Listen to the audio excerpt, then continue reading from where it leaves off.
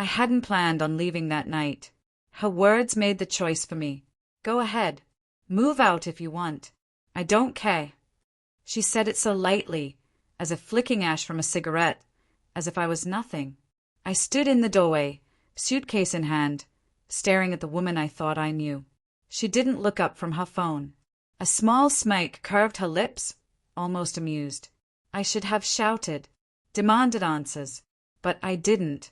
I walked out instead, quiet, cold, and the silence that followed screamed louder than any words. At first, it was only shadows of doubt. A strange perfume clinging to her blouse. A late-night shower when she always hated water past 10. The phone screen angled away from me. Her laughter soft, secretive, as though even the walls couldn't be trusted. I told myself I was imagining things. Fatigue. Paranoia. The tricks a tired mind plays when love turns into habit. But then came the patterns. Texts arriving at the same hour each night. Her eyes darting away when I asked about her day. I wanted so badly to believe it was nothing. God, I wanted to. But my gut whispered otherwise. And the gut doesn't lie. So I played my part. The weary husband. The blind fool. I let her think she was clever. That she was winning some game I hadn't noticed. When she told me to move out, it wasn't rage. It was dismissal. A test. She thought I'd beg. She thought she was untouchable. But I didn't beg. I didn't argue. I found a small apartment 2 towns away. Sparse. Quiet. The kind of place where silence seeps into your skin and stays. Every night I lay awake, replaying her words, studying her movements, dissecting her lies. I began pulling threads, bank records, phone logs, a DNA test kit I never dreamed I'd use. I wasn't hunting for evidence. I was building certainty, because certainty cuts sharper than rage. The results came in a plain envelope. One line that hollowed me out.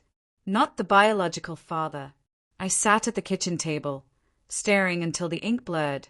My hand steady, my breath calm. Inside, everything turned to stone. She had given me a son, a child I held, protected, called my own.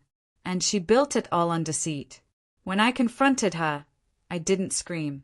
I didn't break. I set the paper on the counter and stepped back. She read it. Her face drained pale. Her lips moved, but no sound came. The silence stretched between us like a blade. Who? I asked. Flat. Final. She stammered. Excuses. Denials. Tez. All noise. I watched her mask crumble. She wanted anger. Anger she could fight. But calm.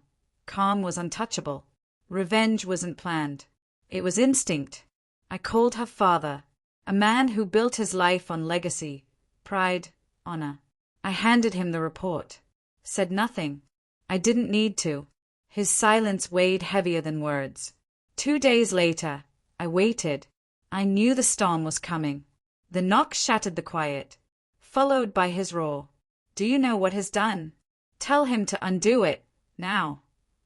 I stood at the hallway's end, unseen, as her face drained into panic. Undo it? No. There was no undoing truth. She tried to explain, but his fury drowned her out. Shame. Disgrace. Betrayal. Words I never thought I'd hear from his lips. For the first time, I saw her bare.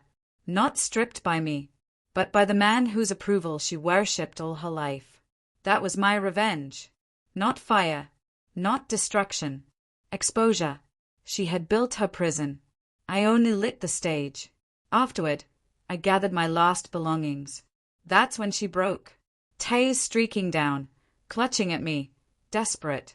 Please, don't go. We can fix this. He doesn't have to know everything. Her voice dripped with panic, but her eyes still searched for control. I looked at her one last time. You told me to move out. And I did. The door shut behind me, quiet as a final breath. Now nights are different. Silence isn't suffocating anymore. It's clean. I don't think about what I lost. I think about what I escaped. She sits alone with her father's shame, her guilt, her ruined mask. That is her cage. Brick by brick, she built it herself. I don't pity her. I don't hate her. I feel nothing. And nothing is the sharpest revenge of all. Because the moment you stop caring, they stop existing.